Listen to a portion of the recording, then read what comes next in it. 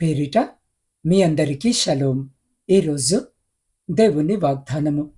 మీరు బలవంతులు, దేవుని వాక్యము మీ అందు నిలుచున్నది. మీరు దుష్టుని జయించి ఉన్నారు గనుక మీకు వ్రాయిస్తున్నాను. యోహాను మొదటి పత్రిక 2వ అధ్యాయము 14వ వచనం. ప్రియులారా, వాక్య ధ్యానములోనికి వెళ్ళకముందు తలలు వంచి ఒక్క నిమిషము చిన్న ప్రార్థన చేసుకుందాం. పరిశుద్ధుడా, మా ప్రియ పరలోకపు పరమ తండ్రి, మీ జీవము కలిగిన ఉన్నతమైన నామమును బట్టి స్తుతులు, స్తోత్రాలు, వందనాలు. అయా, ఈ శ్రేష్టమైన సమయాన్ని బట్టి మరొక మారు మీకు కృతజ్ఞతలు. దేవా, ఈరోజు మీ వాక్యము ద్వారా మాతో మాట్లాడండి. మా హృదయాలను తెరవండి. బలహీనులమైన మాకు మీ వాక్యము ద్వారా శక్తిని ప్రసాదించండి. వింటున్న ప్రతి బిడ్డను మీ ఆత్మతో నింపి లోకాన్ని జయించే ధైర్యాన్ని అనుగ్రహించమని యేసు క్రీస్తు జీవము కలిగిన నామమున అడిగి పొందుకొని ఉన్నాము తండ్రి. ఆమెన్. ప్రియ సహోదరి, సహోదరులారా, ఈరోజు ఈ వాక్యము వినుచున్న మీ అందరికీ మన ప్రభువును ప్రియరక్షకుడైన యేసు క్రీస్తు మహిమ కలిగిన నామమున ఈ నూతన దినపు శుభములను, వందనములను తెలియజేయుచున్నాను. ప్రియులారా, లోకములో చాలా మంది బలము అంటే శారీరక శక్తి లేదా ఆర్థిక స్థితి అని భావిస్తారు. కానీ ఆధ్యాత్మిక లోకములో అసలైన బలము వేరు. అపోస్తలుడైన యోహాను యవనస్తులను ఉద్దేశించి మాట్లాడుతూ వారిప్పటికే విజేతలని ప్రకటిస్తున్నాడు. ఇక్కడ గమనించాల్సిన 3 ముఖ్యమైన సత్యాలున్నాయి. మొదటిది, మీరు బలవంతులు అని. ఇది దేవుడు మీకిచ్చిన ధృవీకరణ. మీరు శోధనను ఎదిరించగలరని, లోకపు ఆకర్షణలకు లొంగిపోకుండా నిలబడగలరని దేవుడు మీపై నమ్మకముంచాడు. దేవుని వాక్యము మీ అందు నిలుచున్నది. రెండవది, దేవుని వాక్యము మీ అందు నిలుచున్నది. బలానికి మూలము వాక్యము. వాక్యము కేవలము పరిశుద్ధ గ్రంథములో ఉంటే సరిపోదు. అది మీ హృదయములో నివసించాలి. అది మీ ఆలోచనలను, నిర్ణయాలను శాసించాలి. మూడవది, మీరు దృష్టిని జయించి ఉన్నారు. యుద్ధం ఇంకా మొదలవ్వలేదు. యుద్ధము ముగిసింది. యుద్ధము ఇంకా మొదలవ్వలేదు. క్రీస్తు శిలువపై పొందిన విజయం ఇప్పుడు మీ సొంతము. మీరోడిపోయిన సైనికులు కాదు, జయించిన రారాజులు. ఈ ఉదయము మనము తెలుసుకోవలసింది ఏమిటంటే, మన విజయము మన సామర్థ్యం మీద కాదు, మనలో నివసించే దేవుని వాక్యం మీద ఆధారపడి ఉంది. ఉదాహరణకు ప్రియులారా, ఒక అడవిలో ఒక సింహపు పిల్ల దారి తప్పి గొర్రెల మందలో కలిసిపోయింది. అది గొర్రెలతో పాటే పెరిగి వాటిలాగే మే మే అని అరుస్తూ పులిని చూసి భయపడి పారిపోయేది. ఒకరోజు ఒక ముసలి సింహము ఆ పిల్ల సింహాన్ని చూసి దానిని ఒక నీటి మడుగు దగ్గరకు తీసుకుని వెళ్ళి దాని ప్రతిబింబాన్ని చూపించింది. అప్పుడు ఆ పిల్ల సింహానికి అర్థమైంది, తాను గొర్రెను కాదు, అడవికి రాజునని. మనము కూడా అంతే. సాతాను మనల్ని నువ్వు బలహీనుడివి, నువ్వు పాపివి అని నమ్మిస్తూ ఉంటాడు. కానీ వాక్యమనే అద్దములో మనల్ని మనము చూసుకుంటే మన అసలు రూపము కనిపిస్తుంది. మనము బలవంతులము. ఎందుకంటే సర్వశక్తిమంతుడైన దేవుని వాక్యము మనలో ఉంది. అవును ప్రియులారా, ఈ లోకము అంటేనే సమస్యలు, పోరాటాలు, ఎత్తుపల్లాలు కదా. ఇవేవి లేకుండా మాకు మంచి జీవితము కావాలి బ్రదర్ అంటే కుదరని పని. అయితే మనము బలహీనులము కాదు. బలహీనులైతే ఇలాంటివి ఎదురైనప్పుడు భయపడిపోతారు. మా కొద్ది జీవితం అంటారు. మనము బలవంతులము అని, మనలో జయించే సామర్థ్యము ఉందని భక్తుడైన యోహాను మనకిరోజు వివరిస్తున్నాడు. ప్రియులారా, బహుశా ఈరోజు ఈ వాక్యము వినుచున్న నీవు దేనితోనో పోరాడలేక నేను బలహీనుడనని, బలహీనురాలునని అనుకుంటున్నావా? నా వలన ఈ పని కాదు, నేను చేయలేను, చేసే శక్తి నాకు లేదు అని నిరుత్సాహపడుతున్నావా? నువ్వు చేయగలవు అని వాక్యము సెలవిస్తుంది. నువ్వు బలమైన వ్యక్తివి అని లేఖనము నీకు వివరిస్తుంది. పౌలు భక్తుడు అంటాడు, నన్ను బలపరచువాని అందే నేను సమస్తమును చేయగలను అని. బలపరచబడటము అంటే నిన్ను శారీరకంగా బలపరచడము కాదు. మంచి శరీరము నీకు వస్తుంది, చిటికెన వేలుతో అందరినీ ఓడిస్తావని కాదు. శారీరక బలము ఉన్నా సరే, మానసిక బలము లేకపోతే, ఆత్మీయ బలము లేకపోతే ఉపయోగము లేదు. కొందరిని చూడండి, చూడటానికి గంభీరముగా కనిపిస్తారు. చిన్న జ్వరము రాగానే నాకేదో అయిపోయింది అని వేదన పడిపోతూ ఉంటారు, భయపడిపోతూ ఉంటారు. వాక్యములో కూడా దేవుడు మనల్ని బలవంతులు అంటున్నారు. మనం ఆత్మీయముగా బలము గలవారమని. సంసోను శారీరకంగా బలము కలవాడే. 1000 మందిని గాడిద దవడ ఎమకతో చంపాడు, కాని ఆత్మీయ బలము లేదు. తన మనసును నియంత్రణ చేసుకోలేకపోయాడు. ఒక స్త్రీ వలన తన జీవితాన్ని పాడు చేసుకున్నాడు. ఈ రోజున ఈ వాక్యము వినుచున్న నీవు శారీరకంగా, ఆరోగ్యంగా, బలముగా ఉన్నావేమో, మంచిదే. కాని ఆత్మీయముగా, మానసికంగా బలముతో కూడా ఉండాలి. ఎలా ఇది సాధ్యము అంటే, లేఖనము సెలవిస్తుంది, దేవుని వాక్యము మన యందు నిలిచి ఉన్నందున మనము బలవంతులమైపోతాము అని.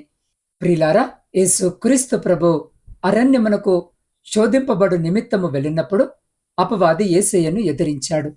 ఎలా ఎదిరించాడు? పోట్లాట చేశాడా?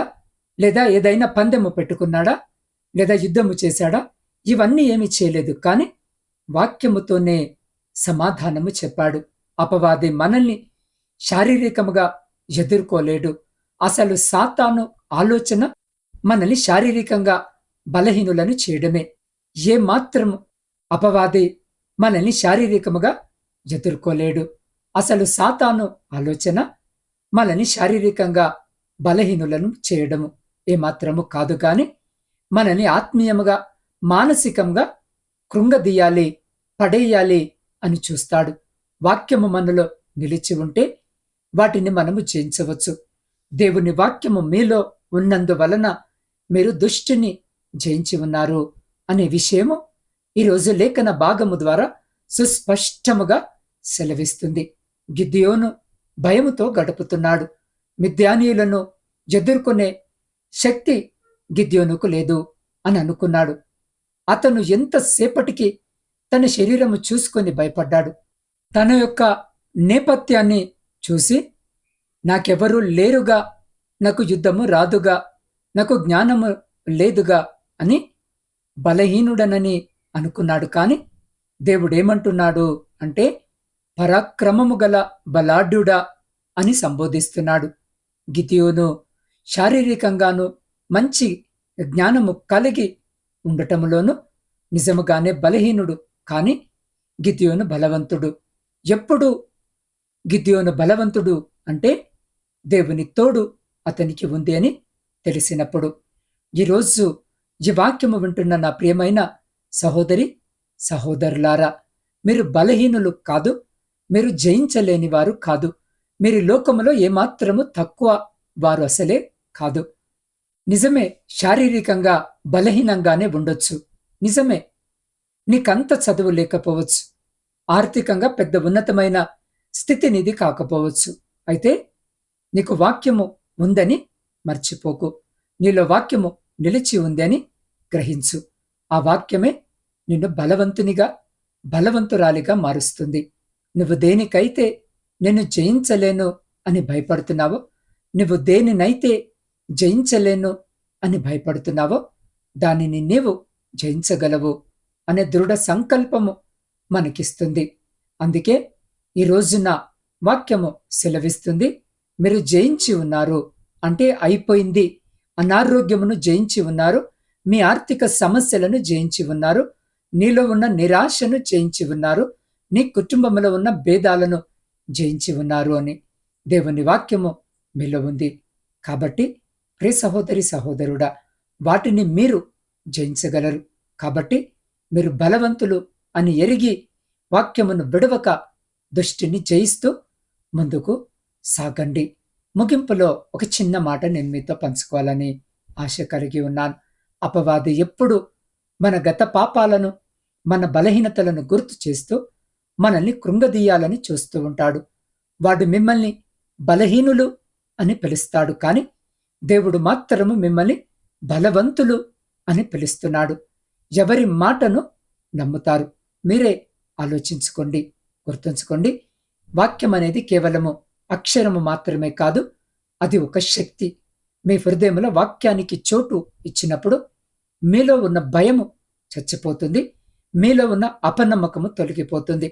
లోకాన్ని జయించిన క్రీస్తు మీలో ఉన్నాడు గనక మీరు ఎదుర్కొనే ప్రతి అనారోగ్యముపై, ప్రతి ఆర్థిక ఇబ్బందిపై, ప్రతి వ్యసనముపై మీకు విజయం ఉంది.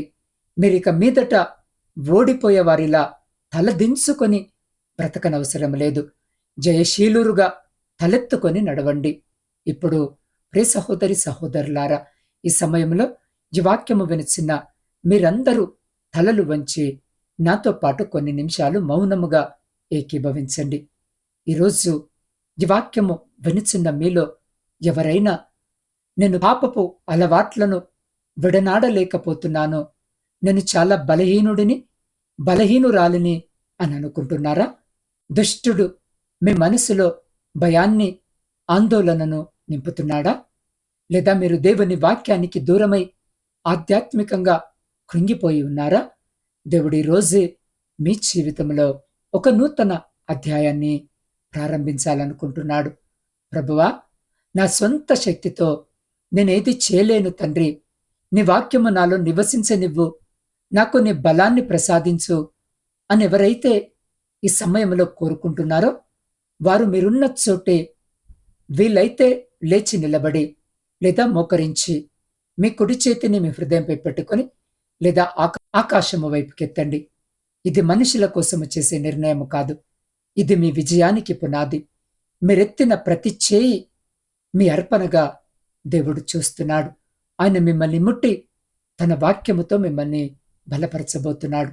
రండి, ఆ జయశీలుడైన దేవుని వైపు మన హృదయాన్ని తిప్పుకుందాం. సకలాశీర్వాదాలకు ఆధారభూతుడమైన పరిశుద్ధుడమైన మా తండ్రి, సర్వశక్తివంతుడమైన దేవా, నీ ఘనమైన నామమునకు స్తుతులు, స్తోత్రాలు. ప్రభువా, ఈరోజు నీ వాక్యము ద్వారా నాతో మాతో మాట్లాడినందుకు కృతజ్ఞత వందనాలు. మీరు బలవంతులు అని నీవు మాకిచ్చిన ధైర్యాన్ని బట్టి నిన్ను స్తుతిస్తున్నాం. అవును తండ్రి, మా స్వంత శక్తితో మేమేది చేయలేము, కానీ నీ వాక్యము మాలో నిలిచి ఉన్నప్పుడు మేము దేనినైనా జయించగలమని నమ్ముతున్నాం. దేవా, ఎవరైతే ఈరోజు తమ బలహీనతలను ఒప్పుకొని నీ బలము కోసము ప్రార్థిస్తున్నారో వారిని ప్రత్యేకంగా దీవించండి. వారి హృదయాలలో నీ వాక్యము ఫలించునుగాక. వారిని వెంటాడుతున్న ప్రతి దుష్ట ఆలోచనను, ప్రతి పాపపు అలవాటును, ప్రతి భయాన్ని నీ రక్తము ద్వారా ఇప్పుడే లయపరచండి. ఈ రోజు నుండి వారు ఓడిపోయిన వారిలా కాక నీలో జయించిన వారిలా జీవించే కృపను దయచేయండి. అయా, ఈ ప్రార్థనలో ఏకీభవించిన ప్రతి బిడ్డను, వారి కుటుంబాలను నీ రెక్కల చాటున భద్రపరచండి. రాబోయే వారమంతా నీ కృపను మాకు తోడుగా ఉంచి మేము చేసే ప్రతి పనిలో నీ వాక్యము మాకు వెలుగుగా ఉండునట్లు సహాయం చేయమని వేడుకుంటున్నాం. దేవ, శారీరక మానసిక బలహీనతలతో ఇబ్బంది పడుతున్న ప్రతి బిడ్డని జ్ఞాపకము చేసుకోండి. అనేక విధములైన రోగముల చేత, వ్యాధుల చేత బాధపడుతున్న ప్రతి బిడ్డను ఈ నూతన దినమి పాదసన్నిధికి తీసుకొని వస్తూ ఉండగా ప్రతి బిడ్డను మీరు ముట్టి శీఘ్రమైన స్వస్థతను, మంచి ఆరోగ్యమును బిడ్డలకు దయచేయమని వేడుకొనిచున్నాం.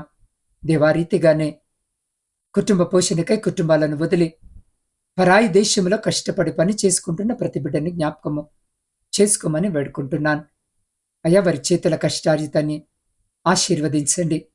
అయా, అనేక మంది బిడ్డలు వారున్న చోట ఇదిగో స్వేచ్ఛగా పని చేసుకుంటూ కావలసిన అనుమతులు లేక, అకామాలు లేక కన్నీరు కారుస్తూ, ఇబ్బంది పడుతూ, వేదన పడుతూ, మీ సహాయం కొరకు ఎదురు చూస్తూ ఉంటూ ఉండగా లాంటి ప్రతి బిడ్డను ఈ దినము పరిశుద్ధ హస్తాలకు అప్పగిస్తూ ఉండగా జ్ఞాపకము చేసుకుని అధికారులతో మాట్లాడి కావలసిన అనుమతులు బిడ్డకొచ్చులాగున, అకామాలు బిడ్డకొచ్చులాగున కృప చూపండి. ఎంతో మంది బిడ్డలు వారు పని చేస్తున్న చోట నా తండ్రి ఇదిగో ఇబ్బందులకు గురి అవుతూ, హింసలకు గురి అవుతూ ఉండగా వారి అధికారులతో, వారి యజమానులతో మీరు మాట్లాడండి.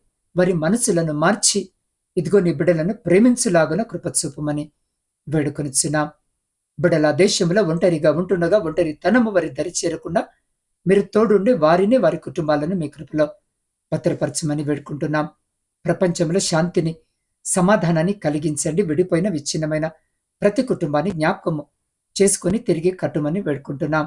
ఈ సమయంలో ప్రత్యేకంగా నాత్మీయ కుటుంబ సభ్యులందరినీ మీ పరిశుద్ధ పాదాల చెంతకు తీసుకొని వస్తుండగా వారందరినీ మీరు జ్ఞాపకము చేసుకొని వారి ప్రతి న్యాయమైన కోరికకు మీరు సమాధానము జయించి మీరే ఘనత మహిమ ప్రభావాలు పొందమని లోకమును జయించిన మా లోకరక్షకుడైన యేసు క్రీస్తు అతి పరిశుద్ధ నామములో అడిగి పొందుకొని ఉన్నాము తండ్రి. ఆమెన్.